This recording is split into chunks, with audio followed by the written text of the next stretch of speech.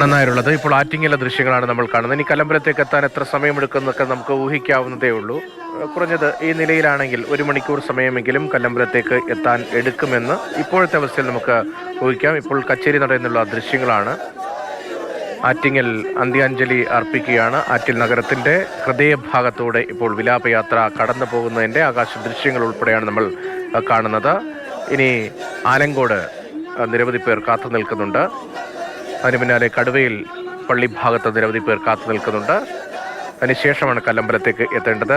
കാരണം നേരത്തെ അവിടെയുള്ള ആളുകളുമായി സംസാരിക്കുമ്പോൾ എത്ര മണിക്കൂറായി കാത്തു നിൽക്കുകയാണ്, പക്ഷേ പ്രിയ നേതാവിന് അന്ത്യാഞ്ജലി അർപ്പിച്ചേ മടങ്ങിപ്പോകൂ എന്നത് വ്യക്തമാക്കുന്നുണ്ട്. പത്തനാപുരത്ത് നിന്നുൾപ്പെടെ വന്ന ആളുകളാണ് നേരത്തെ കണ്ണനുമായി സംസാരിച്ചത്. അപ്പോൾ ദൂരെ നിന്ന് ആളുകൾ എത്രയും വേഗം പ്രിയപ്പെട്ട നേതാവിനെ കണ്ട് അന്ത്യാഞ്ജലി അർപ്പിക്കുന്നതിന് വേണ്ടി എത്തുകയാണ് ഓരോ പോയിന്റിലേക്ക്. കല്ലമ്പലത്ത് കൂടുതൽ ആളുകൾ ഇപ്പോൾ ആളെണ്ണം കൂടുകയാണ്.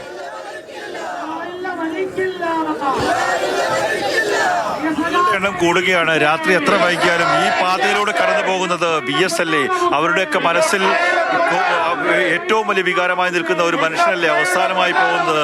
മനുഷ്യരെ ഏറെ സ്നേഹിച്ച ആ മനുഷ്യത്വമുള്ള ആ സഖാവ് കടന്നു പോകുന്ന സമയത്ത് അവർക്ക് അവസാനമായി വന്ന് സഖാക്കൾക്ക് വന്ന് ഒരു പുഷ്പചക്രം അർപ്പിക്കുവാൻ വേണ്ടി, പൂക്കൾ അർപ്പിക്കുവാൻ വേണ്ടി, റെഡ് സല്യൂട്ട് നൽകി മടക്കുവാൻ വേണ്ടിയുള്ള കാത്തിരിപ്പ് തന്നെയാണ്.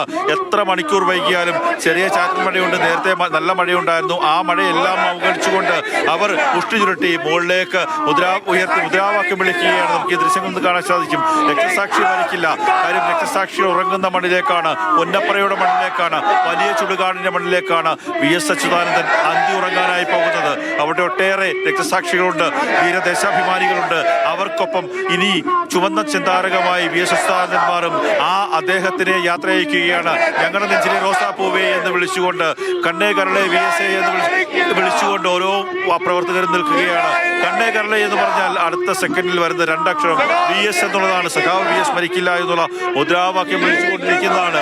പ്രായഭേദമന്യേ ഒട്ടേറെ ആൾക്കാർ, നേരത്തെ രതീഷ് സൂചിപ്പിച്ചതുപോലെ പത്തനാപുരത്ത് നിന്നെത്തിയ ആൾക്കാരുണ്ടായിരുന്നു. അതിൽ പത്തനാപുരത്ത് നിന്നുള്ള ഒരു പഞ്ചായത്ത് പ്രസിഡന്റ് പറയുന്നത് അവരുടെ മകൻ മരിച്ച സമയത്ത് വിഷമിക്കേണ്ട, എല്ലാം ശരിയാകും, എല്ലാം കൂടെയുണ്ട്, ഇതൊരു അവസ്ഥയാണ് എന്ന് പറഞ്ഞ് മനസ്സിലാക്കാൻ വേണ്ടി വന്ന ഒരു കാരണവരെ പോലെ വന്ന VSനെ, ഞങ്ങൾ പാവങ്ങളാണ്, ഞങ്ങളെ സ്നേഹിക്കുന്ന ഒരു സഖാവുണ്ട്, അതാണ് VS എന്ന് പറഞ്ഞ അവിടുത്തെ മറ്റൊരു പഞ്ചായത്ത് മെമ്പർ, അല്പം കൂടി ചെറുപ്പമായ ഒരു സ്ത്രീ പറയുന്നത് ഒരു പോരാട്ട വീര്യമാണ് VS എന്ന് പറയുന്നവർ. ഓരോ ആൾക്കാർക്കും ഓരോ ജനങ്ങൾക്കും VS എന്ന് പറയുന്നത് പലതരത്തിലുള്ള വികാരമാണ്.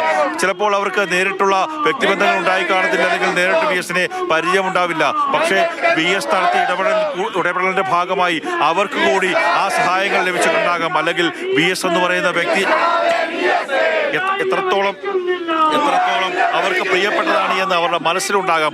അതുകൊണ്ട് തന്നെയാണ് എനിക്ക് മുന്നിൽ കാണുന്ന ഈ ജനസഞ്ചയം, എനിക്ക് മുന്നിൽ കാണുന്ന ഈ ജനങ്ങളൊക്കെ തന്നെ എത്തിയിരിക്കുന്നത്. ഇവിടുത്തെ VS എന്ന് പറയുന്ന ആ മഹാമനുഷ്യൻ 101 വയസ്സ് പിന്നിട്ടെങ്കിലും ആ മഹാമനുഷ്യന് യാത്ര അയക്കാൻ വേണ്ടിയാണ്.